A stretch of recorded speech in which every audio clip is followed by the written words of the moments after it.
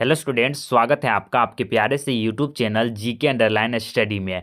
आज का यह एक वीडियो आपके फिजिक्स के हर एक प्रश्नों को सॉल्व करने में मदद करने वाला है, क्योंकि इस वीडियो में हम लोग क्लास 10th फिजिक्स के ऑल चैप्टर का ऑब्जेक्टिव क्वेश्चन एक ही वीडियो में समाप्त करने वाले हैं। और ये सभी ऑब्जेक्टिव क्वेश्चन जो है आपके भारती भवन पुस्तक के ऑब्जेक्टिव क्वेश्चन से लिया गया है, उसी का सॉल्यूशन आपको इस वीडियो में मिलने वाला है। जितने भी न्यूमेरिकल टाइप के प्रश्न हैं, अंकित प्रश्न हैं, उनका आपको सॉल्यूशन भी देंगे यहाँ पर कि किस प्रकार से इस प्रश्नों को सॉल्व किया जाता है, क्योंकि इस तरह के प्रश्न जो है आपके बोर्ड में हमेशा पूछे जाते हैं। अगर आपको विश्वास नहीं होता है तो आप प्रीवियस ईयर के क्वेश्चन को देखेंगे तो उसमें जितने भी प्रश्न आए हुए हैं वह भारती भवन के ऑब्जेक्टिव क्वेश्चन में दिया गया है। तो चलिए आज हम लोग इन सभी चैप्टरों का ऑब्जेक्टिव क्वेश्चन अच्छे तरीके से तैयार कर लेते हैं।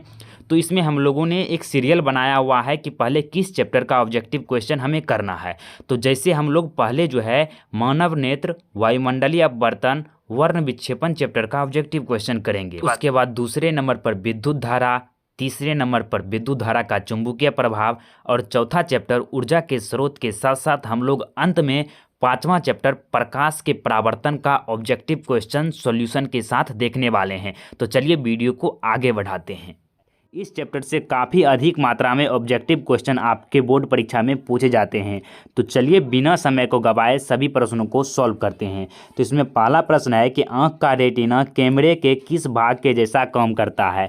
तो आँख का रेटिना कैमरे के फिल्म जैसे भाग का कार्य करता है। जिस प्रकार से जो आँख का रेटिना होता है वह किसी व्यक्ति वस्तु का प्रतिबिंब रेटिना पर बनता है, आँख के रेटिना पर, और उस वस्तु को हम अनुभव कर पाते हैं और उस व्यक्ति को हम पहचान पाते हैं। उसी प्रकार से कैमरा भी किसी व्यक्ति को जो है फिल्म की तरह कैप्चर करता है और कैमरा जो है वह आँख के रेटिना की तरह व्यवहार करता है। मतलब दोनों में यहाँ पर समरूपता दिखाया गया है। तो ये हो जाएगा, इसका राइट आंसर आपका हो जाएगा घ, फिल्म के जैसा। उसके बाद नेक्स्ट है कि आँख के किस भाग की सहायता से आँख के अंदर जाने वाली प्रकाश के परिणाम को घटाया या बढ़ाया जा सकता है। तो आँख के अंदर जाने वाली जो प्रकाश की मात्रा होता है उससे जो यह ना आइरिस या परितारिका के द्वारा नियंत्रित किया जाता है, उससे घटाया या बढ़ाया जाता है। इसे जो है ना, जब अगर आप तीव्र प्रकाश में जाते हैं तो यह जो है अपनी आइरिस को बढ़ा देता है, और जब कम प्रकाश में जाते हैं, कम प्रकाश में यह अपने आइरिस को बढ़ा देता है, और जब तीव्र प्रकाश में जाते हैं तो यह अपने आइरिस को जो है ना छोटा कर देता है। जिस प्रकार से आप सुने होंगे कि जो नाभिक होता है नाव के अंदर जाता है, वह अपने एक आँख पर जो है पट्टी लगाया हुआ रहता है। वो अंधा जो है ना वह नहीं होता है अंधा, बल्कि जो है ना वह अचानक जो है तीव्र प्रकाश से कम प्रकाश में जाने पर उसकी जो है ना शारीरिक परिस्थितियाँ थोड़ा सा समय लेगा, तो उस समय उसे देखने के लिए वो अपना दूसरा जो पट्टा होता है इसे हटाकर देख लेता है और नाव को कुछ गड़बड़ी होने पर उसका अच्छे तरीके से ठीक कर सकता है। तो इसलिए वो जो है ना पट्टी लगाता है, ये भी उसका एक कारण है। उसके बाद है कि कैमरे में जो काम प्रकाश को नियंत्रित करना डायफ्राम करता है, आँख में वही काम करता है तो वह पुतली करता है। तो इसका आंसर ग हो जाएगा। फिर है किसी वस्तु का प्रतिबिंब नेत्र के किस भाग पर बनता है। तो रेटिना पर बनता है, जिसे दृष्टि पटल भी कहते हैं।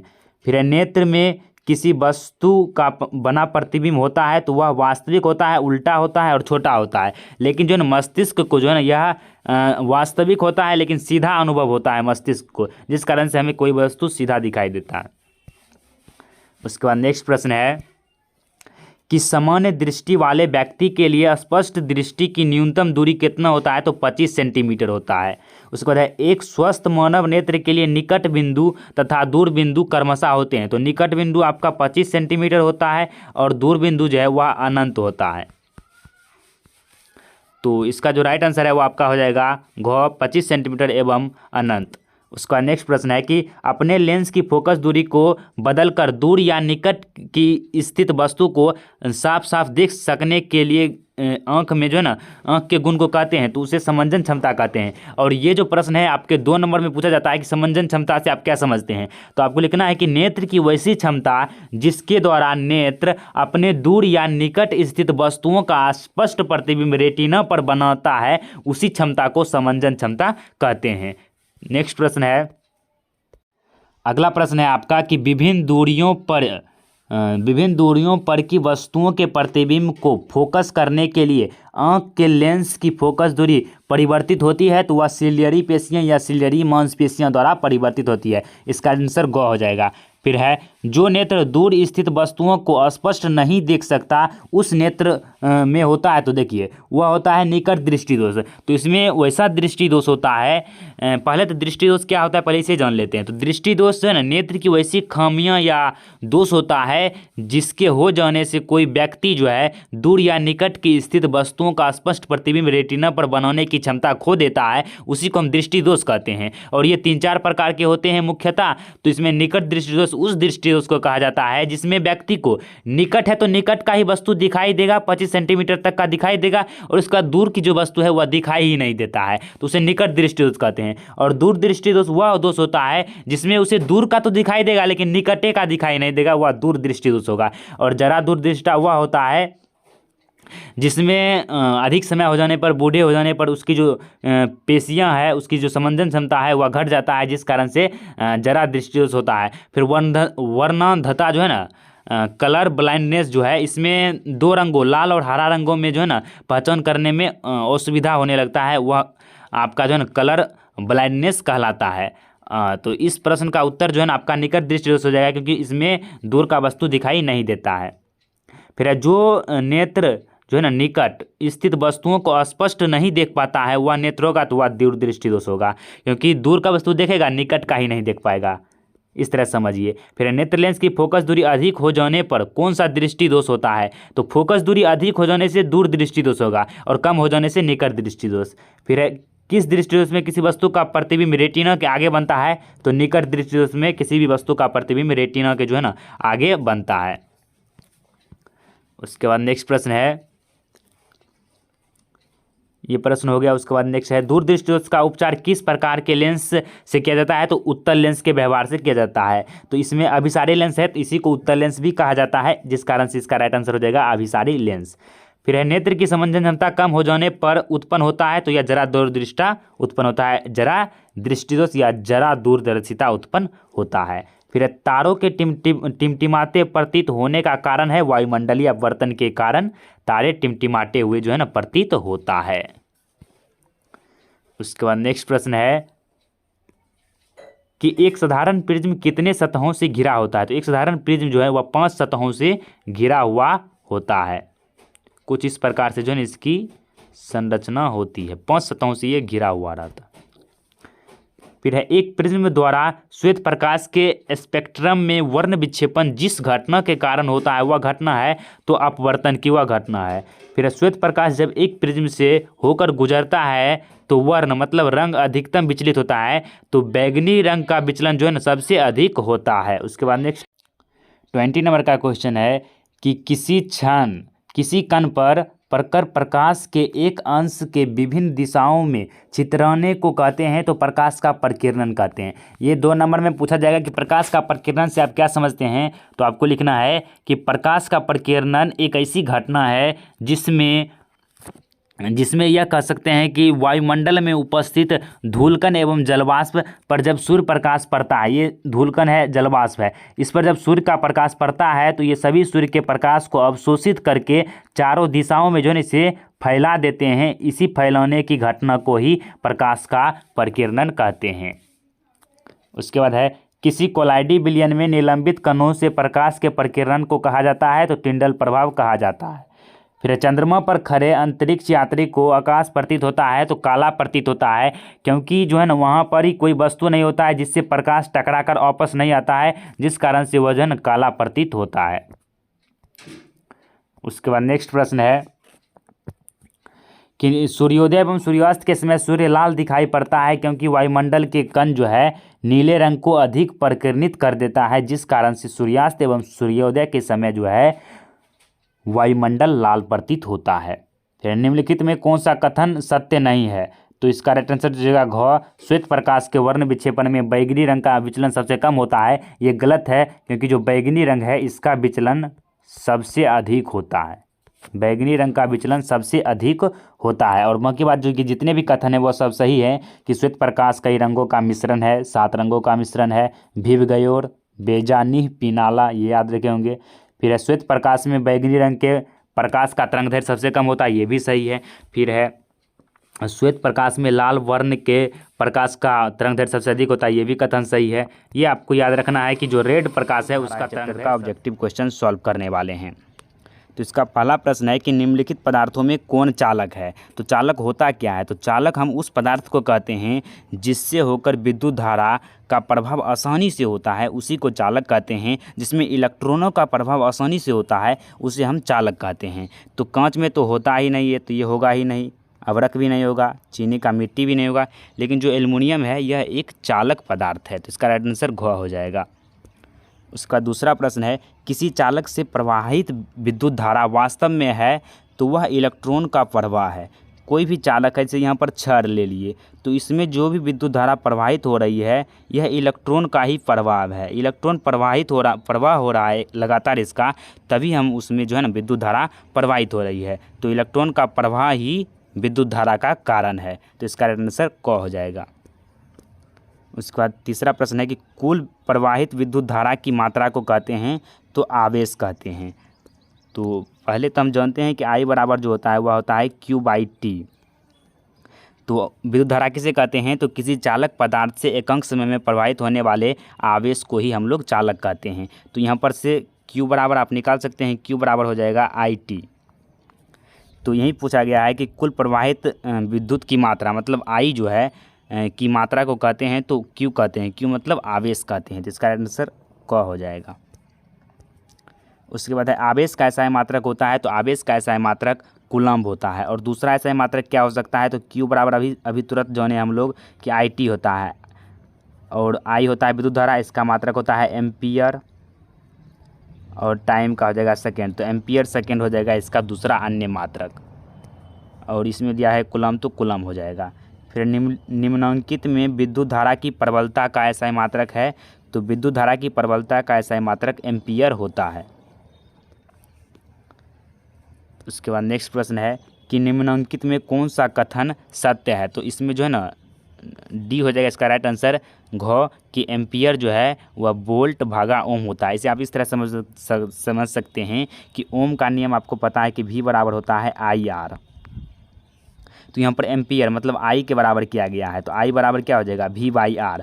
तो V हो गया वोल्ट और R हो गया प्रतिरोध जिसका मात्रक होता है ओम। तो इसी को यहाँ पर लिख दिया गया है भागा में, यहाँ पर हो जाएगा वोल्ट प्रति ओम। तो इस तरह से आप यहाँ पर कर सकते हैं। उसके बाद नेक्स्ट है कि निम्नांकित में कौन सा कथन सत्य है। तो ये कथन जो है ना आपका सही हो जाएगा, जूल बराबर होता है कूलम्ब गुने वोल्ट। उसके बाद नेक्स्ट प्रश्न है कि प्रतिरोध का ऐसा मात्रक होता है। तो प्रतिरोध का ऐसा मात्रक ओम होता है, जिसे इस तरह से दर्शाया जाता है। फिर है वोल्ट बराबर होता है, तो 1 वोल्ट जो है वह 1 जूल प्रति 1 कूलम्ब के बराबर होता है, तो इसका आंसर हो जाएगा ख। फिर है R प्रतिरोध वाले प्रतिरोधक के सिरों के बीच विभवांतर V और प्रतिरोधक से होकर प्रवाहित होने वाली धारा I है, तो क्या होगा? तो V बराबर क्या होता है IR। तो यहाँ पर संबंध जो है R बराबर निकाल कर दिया गया है वही सही है, और बाकी बात जो गलत है तो V/I हो जाएगा, तो इसका आंसर ग हो जाएगा। बाकी बात जो है सब गलत है। फिर है विद्युत धारा की प्रबलता मापने के लिए निम्नलिखित में किस युक्ति का उपयोग किया जाता है। तो एमीटर का उपयोग किया जाता है। फिर विभवांतर को किस यंत्र द्वारा मापा जाता है। तो वोल्ट मीटर द्वारा मापा जाता है। फिर है L लंबाई के तार का प्रतिरोध R है, उसे मध्य बिंदु पर इस प्रकार मोड़ा गया कि उसके दोनों जो है ना दोनों आधे भाग परस्पर 90 डिग्री पर हो। तो इसका नया प्रतिरोध क्या होगा? तो उसके प्रतिरोध में कोई चेंज नहीं होगा, R प्रतिरोध ही होगा। तो इसका राइट आंसर जो है ना आपका हो जाएगा क। उसका देखिए नेक्स्ट प्रश्न है, अब हम लोग विद्युत धारा का चुंबकीय प्रभाव के ऑब्जेक्टिव क्वेश्चन को सॉल्व करने वाले हैं। तो इसका फर्स्ट प्रश्न है कि निम्नलिखित पदार्थों में कौन चुंबकीय पदार्थ नहीं है। तो निकेल भी है, लोहा भी है और पीतल भी है, लेकिन जो कोबाल्ट यहाँ पर जो कोबाल्ट है ये भी है, लेकिन जो यहाँ पर दिख रहा है आपको पीतल ये नहीं है। तो पूछा गया है कौन नहीं है, तो इसका राइट आंसर हो जाएगा ग पीतल। उसके बाद है विद्युत धारा का चुंबकीय प्रभाव किसने खोज निकाला। तो विद्युत धारा का चुंबकीय प्रभाव का खोज सर्वप्रथम ओस्टर्ड ने निकाला था। फिर निम्नलिखित में कौन सा कथन सत्य नहीं है। तो सत्य नहीं है वो कथन चुनना है। तो इसका हो जाएगा ग कि चुंबकीय क्षेत्र रेखाएं एक दूसरे को नहीं काटती है। फिर चौथा प्रश्न है कि विद्युत धारा की दिशा और उससे संबंध चुंबकीय क्षेत्र की दिशा की जानकारी मिलती है तो वह मैक्सवेल के दक्षिण हस्त नियम से प्राप्त होता है। फिर है विद्युत चुंबक बनाने के लिए पढ़ाया जिस पदार्थ के छड़ का उपयोग किया जाता है वह होता है तो वह नरम लोहा होता है। इसका आंसर ग हो जाएगा। नेक्स्ट प्रश्न है कि निम्नलिखित में किस वैज्ञानिक के द्वारा जो है सर्वप्रथम सिद्ध किया गया कि किसी धारावाही चालक पर चुंबकीय क्षेत्र जो है ना बल उत्पन्न करता है या बल लगाता है। तो जो इसका राइट आंसर है वो हो जाएगा आपका बल लगाता है, यह हो जाएगा फैराडे। तो फैराडे नाम के वैज्ञानिक ही सर्वप्रथम जो है किसी धारावाही चालक पर चुंबकीय क्षेत्र बल लगाता है इसे प्रमाण के रूप में सिद्ध किया था। फिर है नेक्स्ट प्रश्न कि किसी प्रोटॉन का निम्नलिखित में कौन सा गुण किसी चुंबकीय क्षेत्र में मुक्त गति करते समय परिवर्तित हो जाता है। तो उसका वेग जो है ना वेलोसिटी वह परिवर्तित हो जाता है चुंबकीय क्षेत्र में मुक्त गति करने के दौरान। तो इसका आंसर ग हो जाएगा। उसके बाद नेक्स्ट प्रश्न है कि निम्नलिखित चुंबकीय क्षेत्र में धारावाही चालक पर लगने वाले बल की दिशा किस नियम से जानी जाती है। तो फ्लेमिंग के वामहस्त नियम से जानी जाती है। फिर है पश्चिम की ओर प्रक्षेपित कोई इलेक्ट्रॉन किसी चुंबकीय क्षेत्र द्वारा उत्तर की ओर विक्षेपित हो जाता है, चुंबकीय क्षेत्र की दिशा क्या है। तो इसके चुंबकीय क्षेत्र की दिशा अधोमुखी होगा। इसका आंसर ग हो जाएगा। उसके बाद देखिए नेक्स्ट प्रश्न है, ये मोस्ट इंपॉर्टेंट प्रश्न है कि विद्युत मोटर परिवर्तित करता है तो यह विद्युत ऊर्जा को लेता है और यह यांत्रिक ऊर्जा को परिवर्तित करता है। विद्युत ऊर्जा को यांत्रिक ऊर्जा में परिवर्तित करता है विद्युत मोटर। फिर नेक्स्ट प्रश्न है कि निम्नलिखित में किन साधित्र या साधित्रों में विद्युत मोटर का उपयोग होता है। तो टेप रिकॉर्डर में भी होता है, लेथ मशीन में भी होता है, विद्युत पंखा में भी होता है। इसका आंसर हो जाएगा डी जो है यह हो जाएगा राइट आंसर, सभी में होता है। फिर उसके बाद देखिए नेक्स्ट प्रश्न है कि विद्युत चुंबकीय प्रेरण की खोज किसने की थी। तो फैराडे ने किया था विद्युत चुंबकीय प्रेरण का खोज। फिर है विद्युत जनित्र परिवर्तित करता है तो यह यांत्रिक ऊर्जा को विद्युत ऊर्जा में परिवर्तित करता है, जनित्र जिसे जनरेटर भी कहते हैं। तो इसका आंसर क हो जाएगा। नेक्स्ट प्रश्न है कि दिक् परिवर्तक युक्त जनित्र उत्पन्न करता है। तो दिक् जो परिवर्तक युक्त जनित्र होता है वह दिष्ट धारा उत्पन्न करता है, डीसी करंट जो है ना वह उत्पन्न करता है। उसके बाद नेक्स्ट प्रश्न है कि हमारे घरों में जो विद्युत आपूर्ति की जाती है वह है तो वह 220 वोल्ट पर प्रत्यावर्ती धारा होती है। फिर है विद्युत में तार जो है वह सामान्यता होता है। तो विद्युत में मतलब लाइव वायर, जिंदा वायर क्या होता है तो लाल वायर होता है, जिंदा वायर। इसका आंसर ख हो जाएगा। उसके बाद नेक्स्ट है कि विद्युत उपकरण का धातु आवरण जोड़ा जाता है। तो विद्युत उपकरण का धातु आवरण जो है वह भूतार से जोड़ा जाता है। इसका आंसर ग हो जाएगा, भूतार से जोड़ा जाता है। उसके बाद नेक्स्ट प्रश्न है कि निम्नलिखित में कौन सा कथन सत्य नहीं है। तो विद्युत में तार जो है साधारणतः लाल रंग के विद्युत रोधी पदार्थ से ढका होता है, यह तो कथन सत्य है। फिर है उदासीन तार सामान्यतः काले रंग के विद्युत रोधी पदार्थ से ढका होता है, यह भी कथन सत्य है। फिर है भूतार सामान्यतः हरे रंग के विद्युत रोधी पदार्थ से ढका होता है, यह भी कथन सत्य है। फिर है स्विच हमेशा उदासीन तार में जोड़ा जाता है, तो ये जो कथन है आपका गलत है। तो इसका आंसर ये हो जाएगा और सत्य कथन के रूप में ये हो जाएगा। फिर 19 नंबर का प्रश्न है कि निम्नलिखित में कौन सा कथन गलत है। तो जब एक धारावाही चालक में चुंबकीय क्षेत्र को में रखा जाता है तो उस पर कोई बल नहीं लगता है, ये गलत है। क्योंकि किसी चुंबकीय क्षेत्र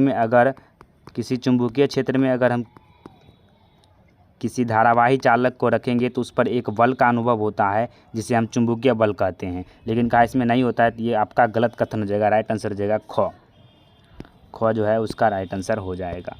उसके बाद देखिए नेक्स्ट है, और बाकी बात जो है ना विद्युत धारा चुंबकीय क्षेत्र उत्पन्न करती है, भी सही है। समान प्रकृति के चुंबकीय ध्रुव एक दूसरे को प्रतिकर्षित करती है, मतलब नॉर्थ पोल जो है वह नॉर्थ पोल को प्रतिकर्षित करेगा, विकर्षित करेगा, और जो साउथ पोल को भी प्रतिकर्षित करेगा, नॉर्थ साउथ को अट्रैक्ट करेगा। तो इस तरह से आप समझ सकते हैं। फिर उसके बाद 20 नंबर का प्रश्न है कि ऊपर वाला तो हो ही गया। 20 नंबर का निम्नलिखित में कौन सा कथन गलत है? तो हर एक विद्युत रोधी तार प्रायः विद्युत जो है ना विद्युन में तार होता है, ये जो गलत है, ये कथन गलत हो जाएगा। तो इसका आंसर क्या हो जाएगा? ख हो जाएगा। उसके बाद देखिए नेक्स्ट प्रश्न है, ऊर्जा के स्रोत से भी प्रश्न है और ये लास्ट चैप्टर का होने वाला है प्रश्न कि कार्य करने की क्षमता को कहते हैं, तो कार्य करने की क्षमता को ऊर्जा कहते हैं। उसके बाद है जो दहन कर ऊष्मा उत्पन्न करते हैं उसे कहा जाता है, जो दहन कर मतलब जिसमें दहन की प्रक्रिया होता है उसके बाद ऊष्मा उत्पन्न होता है तो वह ईंधन कहलाता है। इसका ख हो जाएगा राइट आंसर। फिर है हम ऊर्जा की आवश्यकता की पूर्ति के लिए जो है ना ऊर्जा के नए नए स्रोतों का उपयोग करने का प्रयास करते हैं, ऊर्जा उपयोग की दक्षता सुधारने के लिए प्रयास करते हैं। तो इसका आंसर ग हो जाएगा, दोनों काम करते हैं, क एवं ख दोनों। उसके बाद देखिए नेक्स्ट प्रश्न है,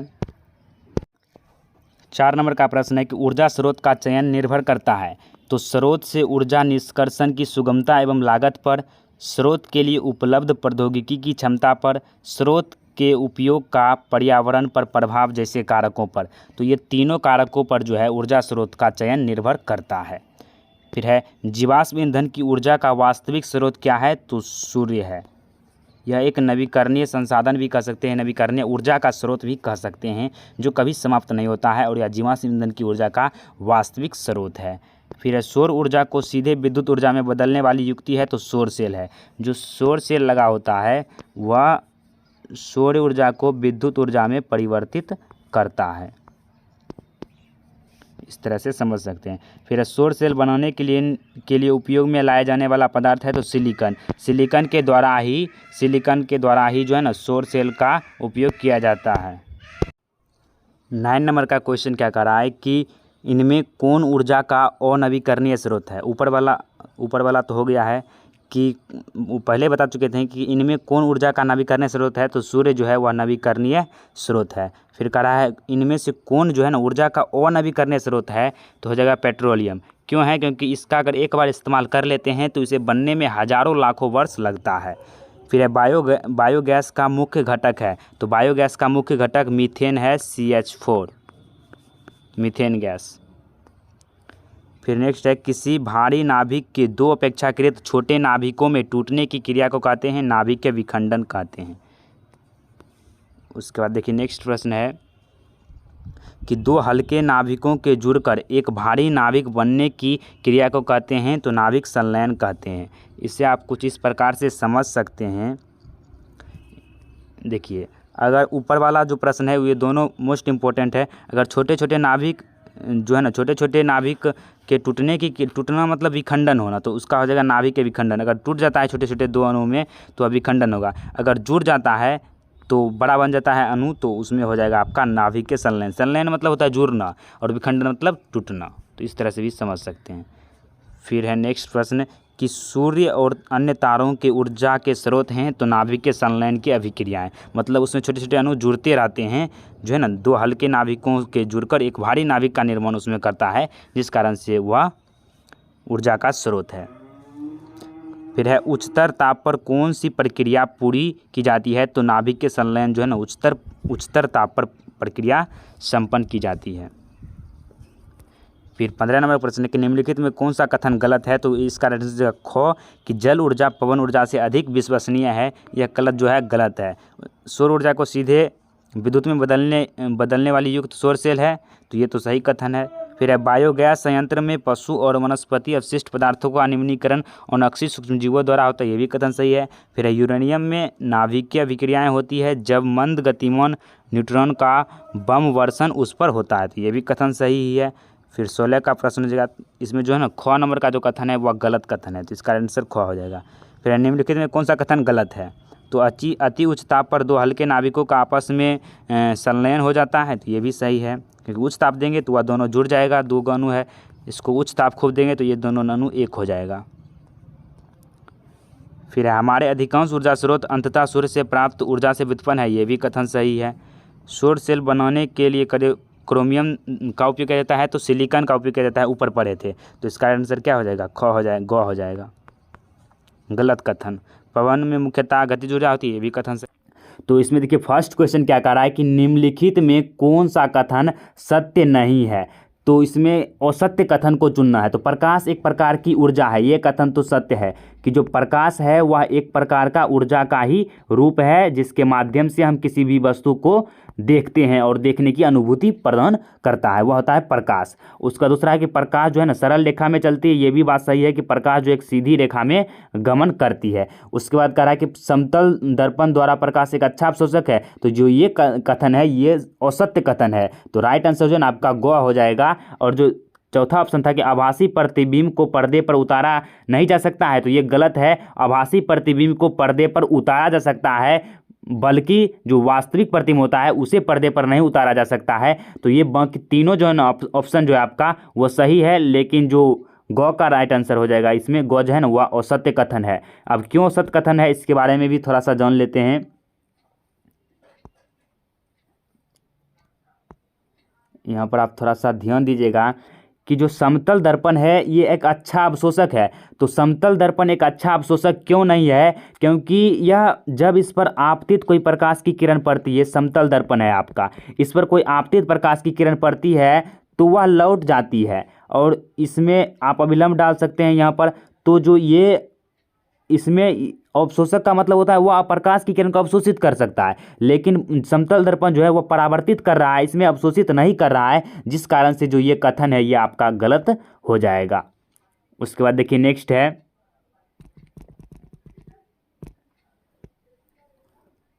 उसके बाद देखिए दूसरा प्रश्न क्या कह रहा है। अच्छे तरीके से सभी प्रश्नों को सॉल्व करने के, ऐसे पदार्थ जिनसे होकर आपतित प्रकाश एक छोटे से भाग से ही पार कर पाता है उसे कहते हैं। तो एक छोटा सा अगर भाग से पार करेगा तो उसे हम पारभासी पदार्थ कहेंगे। इसी पारभासी के पदार्थ को हम अर्धपारदर्शी पदार्थ भी कहते हैं। इसे अर्धपारदर्शी पदार्थ भी कहते हैं। अर्धपारदर्शी पदार्थ भी इसे हम कहते हैं, जिससे प्रकाश की किरण आंशिक रूप से पार करता है। और जिससे आसानी से पार कर देता है उसे पारदर्शी कहेंगे, और जिससे नहीं करेगा उसे अपारदर्शी कहेंगे। 3 कॉन्सेप्ट आपका क्लियर हो गया। तो इस तरह से आपको इसका आंसर लिखना है। उसके बाद देखिए नेक्स्ट प्रश्न है,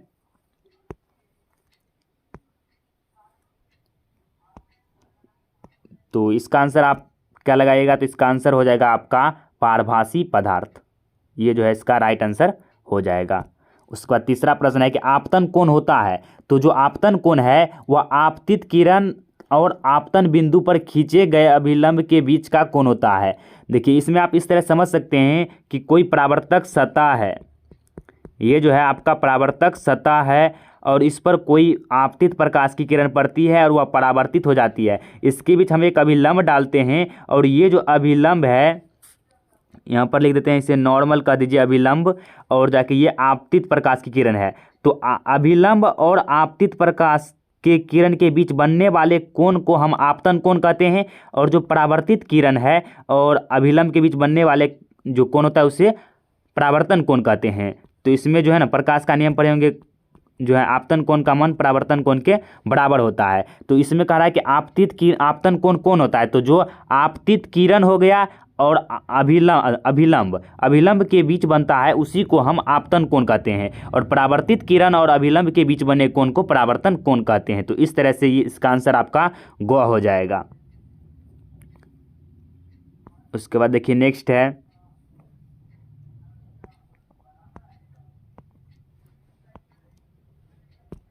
इसका आंसर आपका ग हो जाएगा। उसके बाद है कि एक प्रकाश किरण एक समतल दर्पण पर लंबवत आपतित होती है तो परावर्तन कोण का मान होगा। देखिए एक समतल दर्पण है, यहाँ पर प्रकाश लंबवत आपतित हो रहा है, इस तरह से अगर लंबवत आपतित होगा तो वह उसी दिशा में परावर्तित हो जाएगा। तो इसमें जो आपतन कोण है आई का मान वह तो 0 होगा, क्योंकि सीधे आया उसके बाद सीधे लौट गया, तो दोनों के बीच जो 0 डिग्री से आया तो 0 डिग्री से ही लौट गया, तो परावर्तन कोण का मान भी 0 डिग्री हो जाएगा। इसका राइट आंसर क हो जाएगा 0 डिग्री, क्योंकि लंबवत पड़ रहा है, लंबवत पड़ेगा तो दोनों एक ही दिशा में लौट जाएगा, तो 0 डिग्री हो जाएगा। उसके बाद देखिए नेक्स्ट प्रश्न है, प्रश्न नेक्स्ट है कि दो समांतर समतल दर्पणों के बीच रखी गई वस्तु के सिद्धांततः जो है ना कितने प्रतिबिंब बन सकते हैं, तो अनंत प्रतिबिंब बन सकते हैं। ये आपको भी पता है कि दो समतल दर्पण के बीच जो है ना अनंत प्रतिबिंब बनता है जब हम किसी वस्तु को रखते हैं। आप भी सैलून में गए होंगे तो दो दर्पण के बीच आपका अनंत प्रतिबिंब आपको दिखाई देता होगा। तो इसका राइट आंसर क्या हो जाएगा, डी हो जाएगा। उसके बाद देखिए नेक्स्ट प्रश्न है, सभी चीज को समझ के चलना है तब आप जाके सभी ऑब्जेक्टिव क्वेश्चन को सही बना पाइएगा। इसका आंसर अनंत हो जाएगा। उसके बाद देखिए नेक्स्ट प्रश्न है,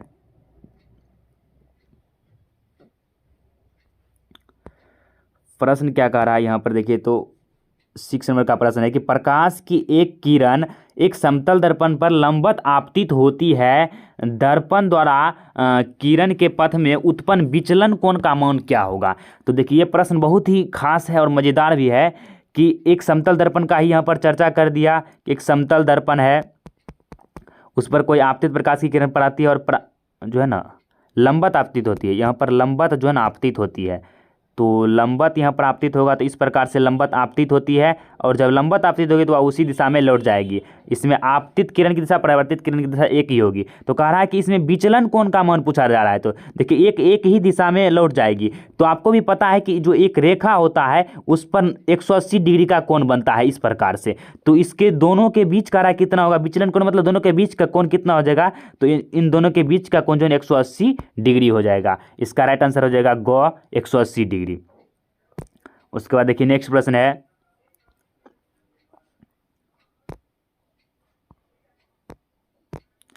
उसके बाद है कि यदि आप एक स्थिर समतल दर्पण की ओर 4 मीटर प्रति सेकेंड की चाल से चल रहे हो तो आपका जो प्रतिबिंब है, प्रतिबिंब आपकी ओर किस चाल से आएगा। प्रतिबिंब बोल रहा है किस चाल से आएगा। तो देखिए इसमें एक समतल दर्पण है, समतल दर्पण है यहाँ पर, और यहाँ पर आप है, मान लीजिए यहाँ पर एक व्यक्ति है किसी, ये 4 मीटर प्रति सेकेंड की रफ्तार से जो है ना वह चल रहा है। तो जब यह चलेगा तो प्रतिबिंब भी जो है 4 मीटर प्रति सेकेंड के रफ्तार से ही आएगा, क्योंकि इसमें वस्तु दूरी, प्रतिबिंब दूरी और वस्तु दूरी दोनों बराबर होता है। तो कह रहा है कि दोनों के इसके बीच आपेक्षिक अगर प्रतिबिंब की चाल निकालेगा तो आपका हो जाएगा 4 + 4, दोनों का जो योग है वो हो जाएगा प्रतिबिंब की चाल। तो ये हो जाएगा 8 मीटर प्रति सेकेंड। इसका राइट आंसर क्या हो जाएगा, 8 मीटर प्रति सेकेंड।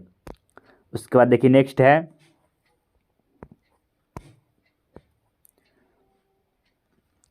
उसके बाद 8वां प्रश्न है आपका कि किसी समतल दर्पण की फोकस दूरी का मान होता है, तो किसी समतल दर्पण की फोकस दूरी का मान अनंत होता है, जिस कारण से उसका प्रतिबिंब भी अनंत बनता है। तो इस तरह से आपका राइट आंसर हो जाएगा ग अनंत।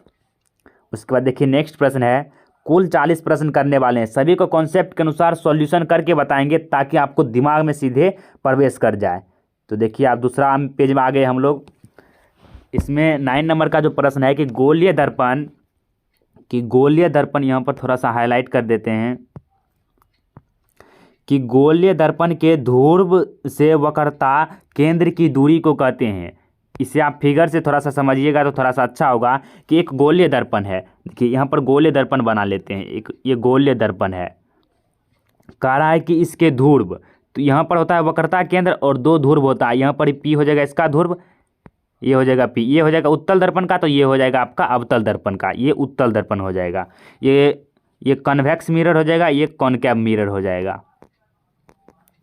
तो यहाँ पर कह रहा है कि गोले दर्पण के ध्रुव, ये ध्रुव हो गया। उसके बाद कह रहा है वक्रता केंद्र, तो ये हो गया सी वक्रता केंद्र। तो कह रहा है यहाँ के बीच की दूरी को क्या कहते हैं, तो ध्रुव और वक्रता केंद्र के बीच के दूरी को वक्रता त्रिज्या कहते हैं। तो इसका राइट आंसर हो जाएगा आपका ख वक्रता त्रिज्या।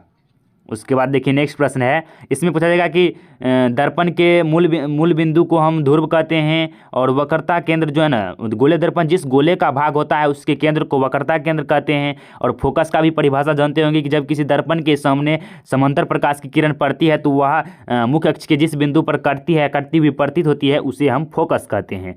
तो इस तरह से आपका पूरा कॉन्सेप्ट क्लियर हो गया। उसके बाद देखिए नेक्स्ट है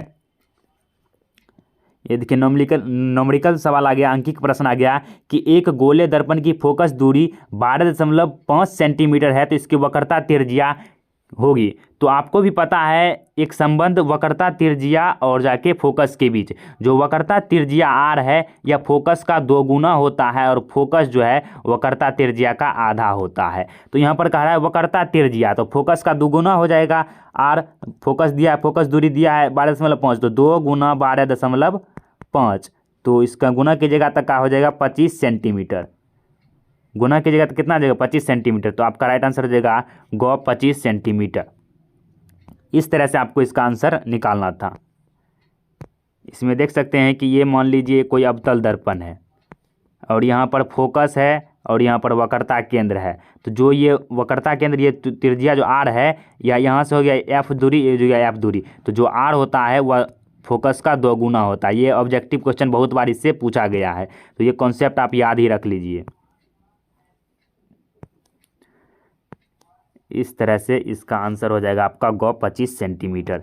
उसके बाद नेक्स्ट प्रश्न है कि यदि किसी अवतल दर्पण के ध्रुव से उसके फोकस की दूरी 25 सेंटीमीटर हो तो फोकस से वक्रता केंद्र की दूरी क्या होगा। देखिए ये भी सवाल बहुत ही मज़ेदार है कि एक अवतल दर्पण है, मान लीजिए पहले फिगर से समझते हैं इसे, कि एक अवतल दर्पण है, यहाँ पर एक अवतल दर्पण है, उसका ध्रुव से उसके फोकस दूरी, यहाँ पर मान लीजिए फोकस दूरी एफ जो है वह आपका 25 सेंटीमीटर यहाँ पर दिया गया है, और कह रहा है कि फोकस से वक्रता केंद्र की दूरी क्या होगी। तो यहाँ पर वक्रता केंद्र है, कह रहा है इसका दूरी क्या होगी। तो देखिए यहाँ पर से यहाँ का दूरी कितना होता है, आर होता है। आर जो होता है वह 2f के बराबर होता है, ये बात आपको पता है। और जाके कह रहा है कि इसमें सिर्फ यहाँ से ही दूरी पूछ रहा है, इसका इतना ही दूरी पूछ रहा है। तो 2f होता है, अगर ये f है 25 सेंटीमीटर तो ये भी f ही होगा, ये भी 25 सेंटीमीटर होगा। तो इसका जो दूरी हो जाएगा ना वह हो जाएगा 25 सेंटीमीटर। इस तरह से आप निकाल सकते हैं इसका आंसर, या r बराबर से निकाल लीजिए। r बराबर क्या हो जाएगा, 50 सेंटीमीटर हो जाएगा इसका जो राइट आंसर है वह 50 सेंटीमीटर हो जाएगा इसका वक्रता तिर्ज्या। लेकिन पूछा गया है फोकस और वक्रता केंद्र की दूरी, यहाँ से यहाँ तक की दूरी सिर्फ पूछा गया है, तो ये हो जाएगा। फिर यहाँ से यहाँ तक का दूरी कह रहा है, तो इसमें आप 2 से भाग दीजिए, क्योंकि आर जो होता है ना 2f के बराबर होता है। एफ आपका 25 सेंटीमीटर है, कुल निकाल लिए 50 सेंटीमीटर, तो यहाँ से यहाँ की दूरी एफ होगा, तो एफ कैसे निकलेगा, r/2 से निकल जाएगा। आर का मान 50 है और 2 हो जाएगा और जाएगा 25, तो इसका राइट आंसर क्या हो जाएगा, क हो जाएगा 25 सेंटीमीटर। इस तरह से आपको इसका सॉल्यूशन करना था। इस तरह से जो आपका आंसर है वह हो जाएगा 25 सेंटीमीटर। यहाँ पर जो टिक लगा हुआ है आप इस पर ध्यान मत दीजिएगा, क्योंकि यह जो है ना टिक गलत से लग गया है, तो इसका राइट आंसर ख होगा। इससे पूरा कॉन्सेप्ट आप समझ गए होंगे, आशा है। उसके बाद देखिए नेक्स्ट प्रश्न की ओर चलते हैं।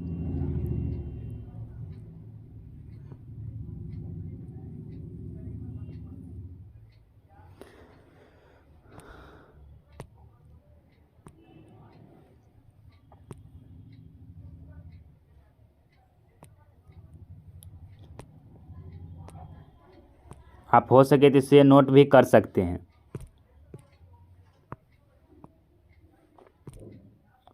सॉरी थोड़ा सा मिस्टेक हो गया। उसके बाद देखिए नेक्स्ट प्रश्न है कि निम्नलिखित में कौन सा कथन असत्य है। तो गोले दर्पण के मध्य बिंदु को वक्रता केंद्र कहते हैं, ये जो कथन है आपका ये गलत कथन है, क्योंकि गोले दर्पण के जिस गोले का भाग होता है उसको हम वक्रता केंद्र कहते हैं, उसके मध्य बिंदु को हम ध्रुव कहते हैं, जिसे पोल से सूचित करते हैं P से। फिर है वास्तविक प्रतिबिंब वस्तु की अपेक्षा हमेशा सीधा होता है, ये गलत है, क्योंकि वास्तविक प्रतिबिंब हमेशा उल्टा होता है, मतलब वस्तु की अपेक्षा हमेशा सीधा नहीं होता है। जो काल्पनिक प्रतिबिंब है वह जो है ना वस्तु के अपेक्षा हमेशा सीधा होता है। ये जो है ना हमेशा सीधा नहीं होता है, ये उल्टा भी होता है और सीधा भी होता है। उसके बाद गोले दर्पण की वक्रता त्रिज्या आर उसके फोकस दूरी की आधी होती है, गलत है, क्योंकि जो वक्रता त्रिज्या है उसका 2 गुना होता है फोकस दूरी का, इसमें कह रहा है आधी, उल्टे बात बोल दिया, ये गलत हो जाएगा। फिर आवर्धन का मान ऋणात्मक बताता है कि वह प्रतिबिंब वास्तविक है, ये गलत है। ये कथन जो ये कथन सॉरी सही है। क्यों सही है, क्योंकि जो आवर्धन का ऋणात्मक मान है वह प्रतिबिंब बताता है कि वह वास्तविक प्रतिबिंब है, क्योंकि वह अवतल दर्पण में होता है। तो इस तरह से जो इसका सत्य कथन है वह हो जाएगा आपका घ। इस तरह से आप इसका आंसर लगा दीजिएगा। उसके बाद देखिए नेक्स्ट है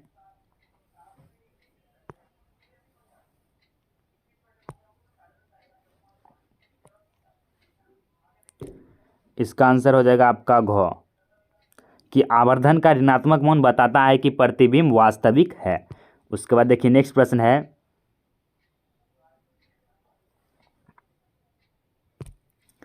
प्रश्न है कि निम्नलिखित में कौन सा कथन असत्य है, फॉल्स कथन को आपको चुनना है। तो इसका जो राइट आंसर है वो आपका हो जाएगा ग अवतल दर्पण द्वारा वस्तु का केवल वास्तविक प्रतिबिंब बनता है। ये गलत कथन है, क्योंकि जो अवतल दर्पण होता है उसके द्वारा वास्तविक हो गया, उल्टा हो गया और काल्पनिक हो गया, यह सभी प्रतिबिंब अवतल दर्पण के द्वारा बनता है। रियल इमेज भी बनेगा और जाके काल्पनिक इमेज भी बन जाएगा, इसका काल्पनिक इमेज भी बनेगा और उसके बाद यह जो है ना सीधा भी प्रतिबिंब बनाता है और काल्पनिक और जाके उल्टा भी प्रतिबिंब बनाता है। वस्तु से बड़ा, छोटा, बराबर सब प्रकार का प्रतिबिंब बनाता है, लेकिन यह कह रहा है कि केवल वास्तविक प्रतिबिंब बनाता है, तो यह एक गलत कथन है। तो इस तरह से आपका आंसर जो है ना ग हो जाएगा। और बाकी बात जो भी कथन दिया गया वह सही कथन है। आप पढ़ भी सकते हैं कि जब कोई किरण गोले दर्पण के फोकस दूरी की दिशा में आपतित होती है तो वह परावर्तन के पश्चात दर्पण के मुख अक्ष के समांतर निकलती है, तो ये कथन सही है। फिर देखिए दूसरा है कि जो किरण गोले दर्पण के वक्रता केंद्र की दिशा में दर्पण पर पड़ती है वह उसी पथ पर लौटती है, ये भी कथन सही है। फिर उत्तल दर्पण द्वारा वस्तु का केवल आभासी प्रतिबिंब बनता है, ये भी कथन सही है, लेकिन ग का जो है ना वो कथन गलत है। फिर है कि किसी गोले दर्पण पर जब आपतित प्रकाश उसके वक्रता केंद्र से गुजरती है तो परावर्तित होती है। ऊपर ही प्रश्न में पढ़ चुके हैं, ग का जो है ना ख में पढ़े थे वही इसका है, तो पूर्व पथ पर लौट जाती है। ये हो गया साधारण सा कि जो है ना अवतल गोले दर्पण है। यहाँ पर हम अवतल दर्पण का उदाहरण लेकर समझ सकते हैं कि अगर वक्रता केंद्र पर किसी वस्तु को रखेंगे तो जो उसका प्रतिबिंब है वह भी वक्रता केंद्र पर ही बनता है, तो इस प्रकार से इसका प्रतिबिंब वक्रता केंद्र पर ही बनेगा।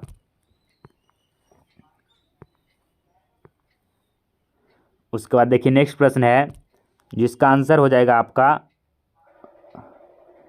इसका आंसर तो ग हो गया। उसके बाद निम्नलिखित में कौन सा कथन गलत है। तो जो आभासी प्रतिबिंब है उसे पर्दे पर प्राप्त किया जा सकता है, यह कथन गलत है, क्योंकि आभासी प्रतिबिंब को पर्दे पर प्राप्त नहीं किया जा सकता है, सिर्फ वास्तविक प्रतिबिंब को ही पर्दे पर प्राप्त किया जा सकता है।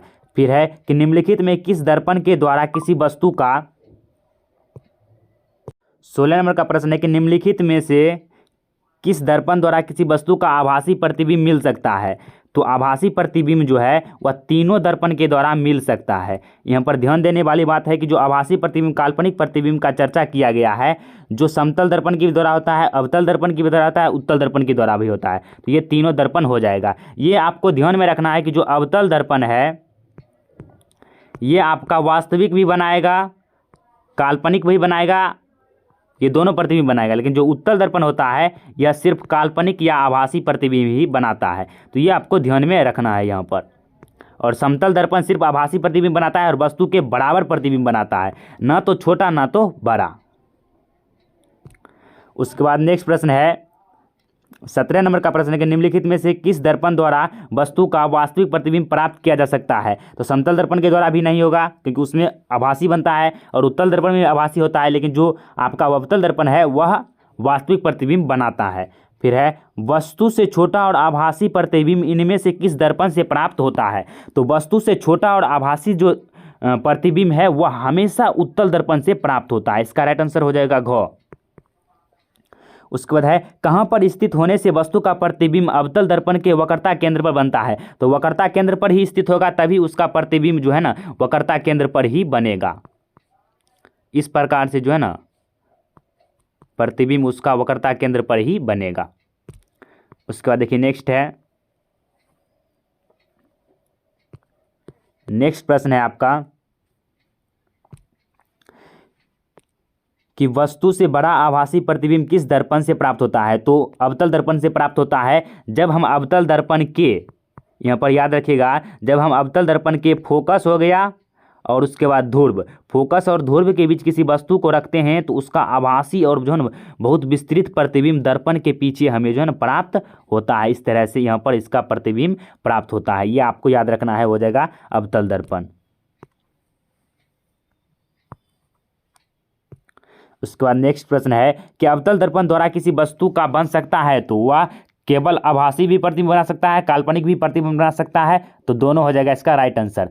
यह ध्यान रखना है आपको बात कि अवतल दर्पण के द्वारा रियल इमेज भी बनता है और काल्पनिक इमेज भी बनता है, उसके बाद है एक अवतल दर्पण से वस्तु की स्थिति ध्रुव और फोकस के बीच हो तो प्रतिबिंब होगा। तो जब हम बताए अभी तुरंत ही बताया कि जब वस्तु को अवतल दर्पण के ध्रुव और फोकस के बीच रखा जाए तो उसका आभासी और आवर्धित प्रतिबिंब दर्पण के पीछे बनता है। तो इसका जो राइट आंसर है आपका हो जाएगा गौ, ये हो जाएगा इसका राइट आंसर।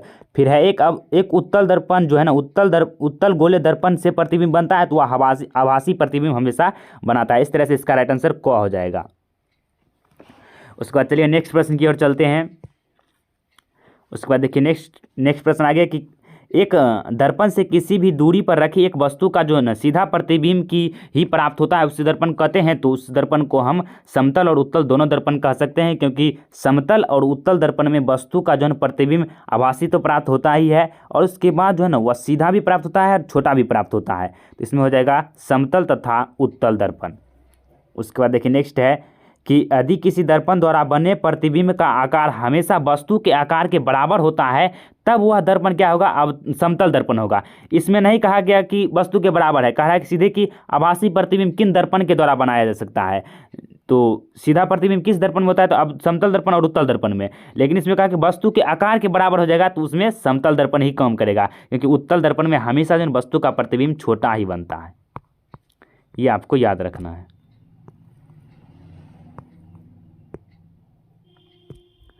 उसके बाद नेक्स्ट प्रश्न है, इसका तो राइट आंसर गो हो जाएगा समतल दर्पण। उसके बाद है अवतल दर्पण से बनने वाला वास्तविक प्रतिबिंब तब बड़े आकार का होता है जब वस्तु के वक्रता केंद्र और फोकस के बीच होती है। तो इसका आंसर क्या हो जाएगा, जब हम किसी वस्तु को अवतल दर्पण के, इसमें वास्तविक प्रतिबिंब कर रहा है, आप सोचिएगा कि हम ध्रुव और फोकस के बीच में रखें दर्पण से आभासी सबसे बड़ा तो वही बनता है, लेकिन नहीं, यहाँ पर कह रहा है वास्तविक प्रतिबिंब बनना है, मतलब दर्पण के साइड ही बनाना है। तो इसमें हम वस्तु को कहाँ पर रखेंगे, तो वक्रता केंद्र सी हो गया और जाके उसके फोकस यहाँ पर रखेंगे ना वस्तु को अवतल दर्पण के सामने, तब उसका आभासी प्रतिबिंब और वो बहुत बड़ा प्रतिबिंब यहाँ पर प्राप्त होता है। तो इस तरह से आपको इसमें ध्यान रखना है।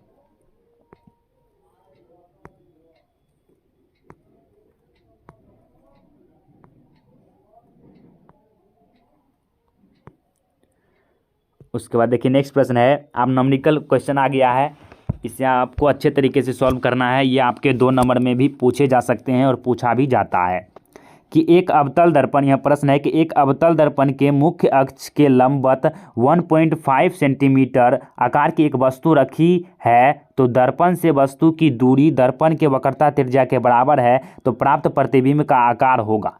तो देखिए इसमें आपको पहले जो है ना यहाँ पर दे दिया गया है किसमें, दर्पण के सामने इतना आकार का वस्तु, तो इसमें एच दे दिया गया आपको, वस्तु का ऊंचाई है एच, वो है 1.5 सेंटीमीटर। और यहाँ पर आपको क्या निकालना है, तो एच डैश का वैल्यू निकालना है। तो एच डैश का वैल्यू कब निकलेगा, तो इसमें कह रहा है कि जो वस्तु की दूरी है ना दर्पण से यू, वह है 2f, कह रहा है दर्पण के वक्रता त्रिज्या के बराबर है, वक्रता त्रिज्या आर होता है 2f के बराबर। तो इसमें क्या हो जाएगा, ये भी हो जाएगा 2f के बराबर, और कह रहा है कि उसका इसका भी कितना हो जाएगा, तो भी 2f के ही बराबर हो जाएगा। कैसे होगा भी, तो आप यहाँ पर फॉर्मूला पढ़े हैं, इस तरह से इसका जो है ना निकाल सकते हैं आप। थोड़ा सा इसका सॉल्यूशन अच्छे तरीके से करते हैं कि m जो आवर्धन है वह होता है v/u। तो v/u होता है, तो v का वैल्यू यहाँ पर देखिए v का वैल्यू, रुक जाइए थोड़ा सा, पहले हम लोग यहाँ पर जो है ना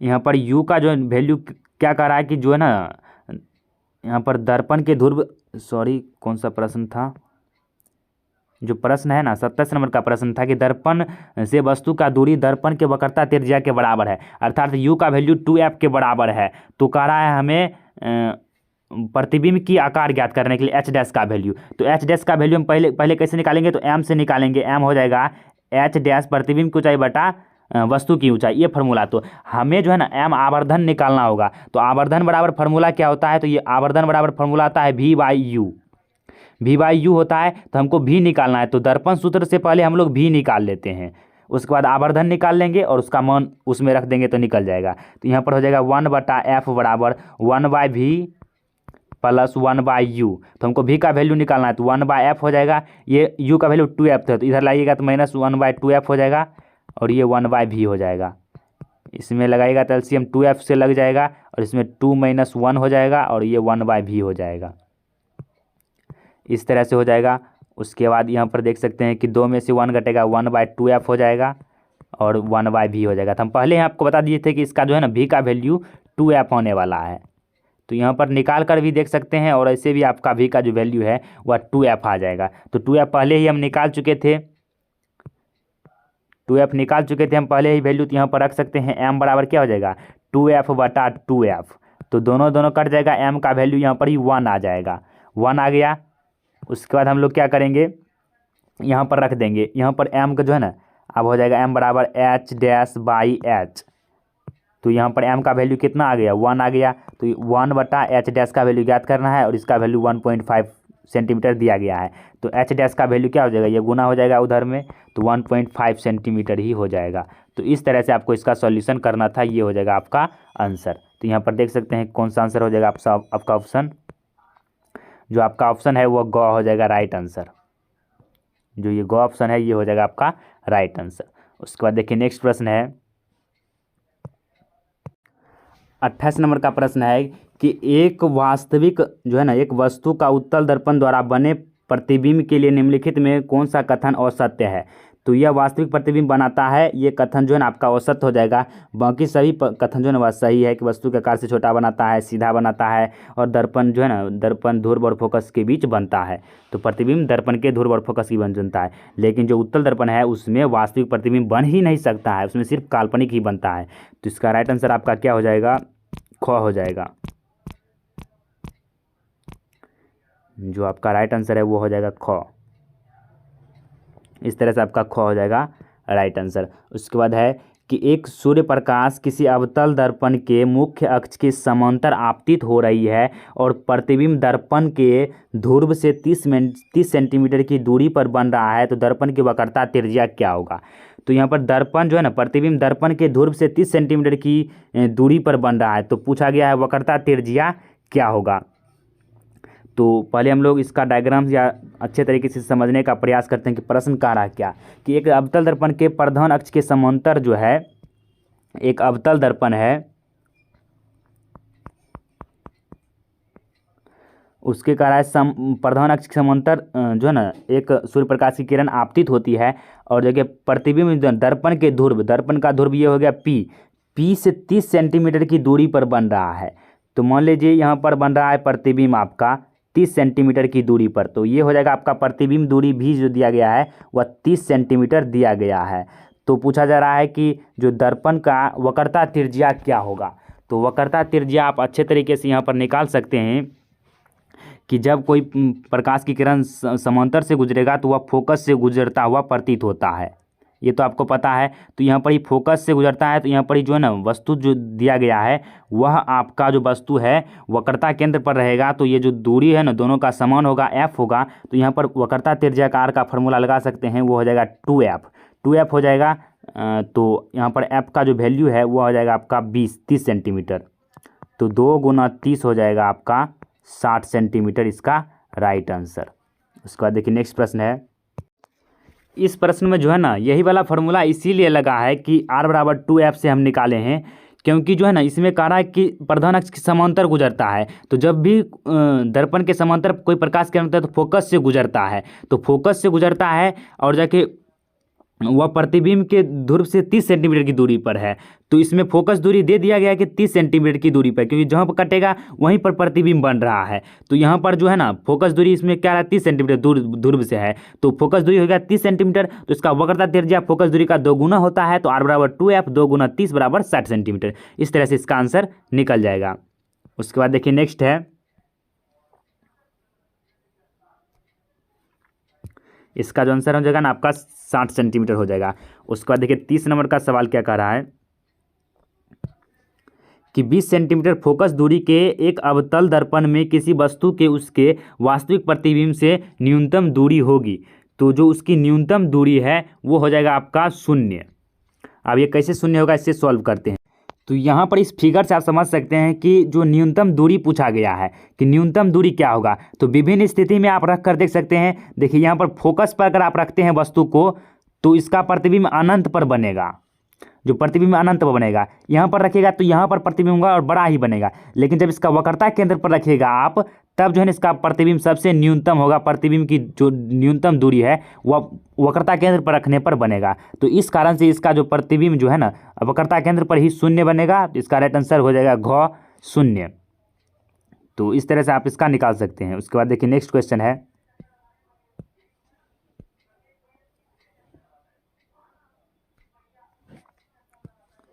शून्य हो जाएगा इसका राइट आंसर। उसके बाद देखिए नेक्स्ट प्रश्न है 31 नंबर का, कि एक अवतल दर्पण के ध्रुव से 30 सेंटीमीटर की दूरी पर रखी गई वस्तु का वास्तविक प्रतिबिंब दर्पण के ध्रुव से 60 सेंटीमीटर पर बनता है, तो अवतल दर्पण के वक्रता त्रिज्या का मान होगा। तो जो इसका राइट आंसर है वो हो जाएगा आपका ग 30 सेंटीमीटर से अधिक और 60 सेंटीमीटर से कम। ये कैसे होगा, तो इसे सॉल्व करते हैं हम लोग। तो यहाँ पर हम लोग इसे सॉल्व कर सकते हैं। एक अवतल दर्पण है और कह रहा है यह ध्रुव से 30 सेंटीमीटर की दूरी पर एक वस्तु को रखा गया है, 30 सेंटीमीटर की दूरी पर। तो यू आपका 30 सेंटीमीटर दिया गया है और यह वस्तु दूरी है, तो अवतल दर्पण में ये माइनस हो जाएगा। फिर है वस्तु का वास्तविक प्रतिबिंब दर्पण के ध्रुव से 60 सेंटीमीटर पर बनता है। इसका भी जो है ना वह 60 सेंटीमीटर दूरी पर बनता है, ये भी माइनस में हो जाएगा। उसका उस दर्पण की वक्रता त्रिज्या का मान होगा। तो वक्रता त्रिज्या का मान आपको पता है किस तरह से निकाला जाता है। आप यहाँ पर फार्मूला लगा सकते हैं। जो फार्मूला है वह दर्पण सूत्र लग जाएगा और आपका अच्छे आसानी तरीके से आंसर निकल जाएगा। तो 1/f बराबर होता है 1/v प्लस 1/u। तो यहाँ पर देखिए इसे इस रूप में भी लिखा जा सकता है। फोकस जो होता है ना r होता है ये 2f के बराबर होता है। f जो है ना वो होता है r/2 को। तो ये r/2 का वैल्यू यहाँ पर रख दीजिएगा तो वक्रता त्रिज्या में बदल जाएगा। ये 2 ऊपर चला जाएगा और r नीचे चला आएगा। तो ये हो जाएगा 1/v प्लस 1/u। तो यहाँ पर आप मान रख दीजिए 60 है और 30 है। यहाँ पर आप मान रखिएगा तो 2/r हो जाएगा और ये 60-30 हो जाएगा। तो 60-30 कर लीजिएगा तो ये 60 हो जाएगा नीचे और ये ऊपर में 1 से लग जाएगा। और ये u कितना है, तो u 30 है, u 30 है। यहाँ पर माइनस का चिन्ह आपको ध्यान रखना है।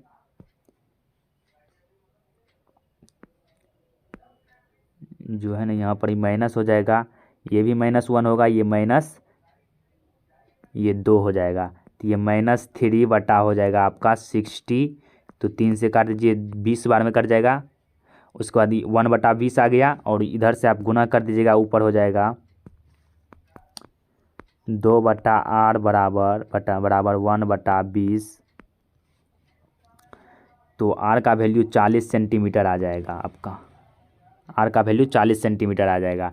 तो यहाँ पर देख लीजिए कि जो है ना ये 30 सेंटीमीटर से अधिक है और जाके 60 सेंटीमीटर से कम है। इस तरह से आपका इसका राइट जो आंसर है वह हो जाएगा ग हो जाएगा इसका राइट आंसर। उसका देखिए नेक्स्ट प्रश्न है 34 नंबर का सवाल है आपका, कि एक वस्तु जो है 15 सेंटीमीटर फोकस दूरी वाले अवतल दर्पण के सामने 10 सेंटीमीटर की दूरी पर रखी है, तो वस्तु का प्रतिबिंब क्या होगा। देखिए इसमें अवतल दर्पण का चर्चा किया गया। तो वस्तु हमेशा जो है ना वास्तविक होगा और जाके बड़ा होगा और उल्टा होगा। तो इसका राइट आंसर क्या हो जाएगा, ग हो जाएगा। देखिए ये तो दोनों होगा ही नहीं। कह रहा है फोकस दूरी कितना है 15 सेंटीमीटर। उसके बाद वस्तु को 10 सेंटीमीटर की दूरी पर रखा गया है, तब वस्तु का जो है ना प्रतिबिंब बनेगा। तो प्रतिबिंब जो है हमेशा सीधा तो बनता ही नहीं है, इसमें सीधा तो इस केस में नहीं बनेगा क्योंकि दर्पण के बीच में रखा गया है। सॉरी, यहाँ पर थोड़ा सा ध्यान दीजिएगा। इसी डायग्राम से हम लोग अच्छे तरीके से समझ सकते हैं कि इसका आंसर जो है क्या होने वाला है। देखिए पहले कह रहा है एक अवतल दर्पण है, तो पहले हम लोग देखिए जितना अच्छा से आप डायग्राम से समझ सकते हैं उतना जो है ना इसे नहीं समझ सकते हैं। तो यहाँ पर कह रहा है कि फोकस दूरी उसका f है और कह रहा है कि जो है ना अवतल दर्पण के सामने 10 सेंटीमीटर की दूरी वस्तु रखा गया है। ये तो 15 सेंटीमीटर है, तो 10 सेंटीमीटर इसी के बीच होगा। तो मान लीजिए इसी के बीच रखा गया है और आपको पता है कि जब ध्रुव और फोकस के बीच हम वस्तु को रखेंगे तो उसका जो प्रतिबिंब होता है वह दर्पण से जो है पीछे जो है ना आभासी और बहुत बड़ा प्रतिबिंब बनता है और सीधा प्रतिबिंब बनता है। तो इसका आंसर क्या हो जाएगा, ख हो जाएगा, आभासी, बड़ा तथा सीधा, क्योंकि वस्तु को जो है ना रखा गया है फोकस और ध्रुव के बीच इस सवाल के अनुसार। तो इसका राइट आंसर हो जाएगा आभासी, बड़ा तथा सीधा, और बाकी बात जो है ना ये राइट आंसर नहीं होगा, ये आपका हो जाएगा राइट आंसर। इस तरह से आप डायग्राम से सोचकर समझकर अच्छे तरीके से बना सकते हैं।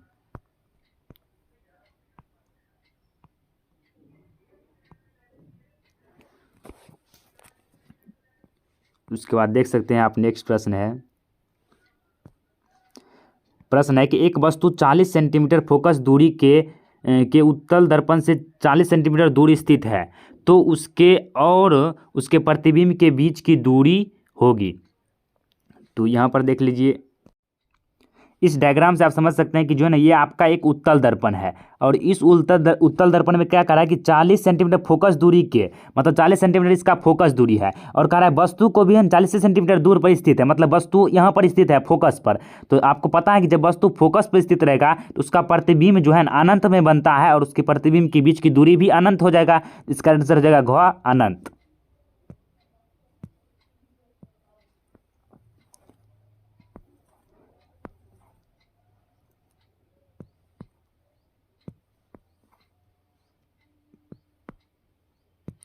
इस तरह से इसका आंसर जो है ना अनंत हो जाएगा। उसके बाद देखिए नेक्स्ट प्रश्न है, अब जो है ना आप न्यूमेरिकल प्रश्न समाप्त हो गया कि निर्देशांक चिन्ह परिपाटी में सभी दूरियां मापी जाती है तो वह ध्रुव से मापा जाता है, ये आपको पता है। फिर निर्देशांक चिन्ह परिपाटी के अनुसार दर्पण सूत्र होता है 1/f बराबर होता है 1/v प्लस 1/u। ये आपको याद ही रखना है, ये बहुत बार पूछा जाएगा इससे प्रश्न, और सिद्ध करने में भी आता है। उसके बाद निर्देशांक चिन्ह परिपाटी के अनुसार गोले दर्पण के लिए आवर्धन का सूत्र होता है m बराबर होता है -v/u, ये हो जाएगा इसका राइट आंसर। उसके बाद देखिए नेक्स्ट प्रश्न है कि किसी समतल दर्पण द्वारा आवर्धन का मान होता है। देखिए समतल दर्पण में आवर्धन का मान जो है ना v/u हो जाएगा। तो इसमें देखिए चिन्ह परिपाटी में -v होता है, इसमें -v नहीं देंगे हम लोग। तो इसमें जो है ना वस्तु दूरी भी जो है ना वह वस्तु दूरी दोनों बराबर होता है, वस्तु दूरी और प्रतिबिंब दोनों बराबर होता है समतल दर्पण में, जिस कारण से ये कट जाएगा और ये +1 हो जाएगा। इसका आंसर क्या हो जाएगा, ख हो जाएगा। उसके बाद देखिए नेक्स्ट प्रश्न है, प्रश्न आपके सामने है कि एक जो है ना वस्तु को 20 सेंटीमीटर वक्रता त्रिज्या के उत्तल दर्पण के सामने जो है ना रखा जाता है।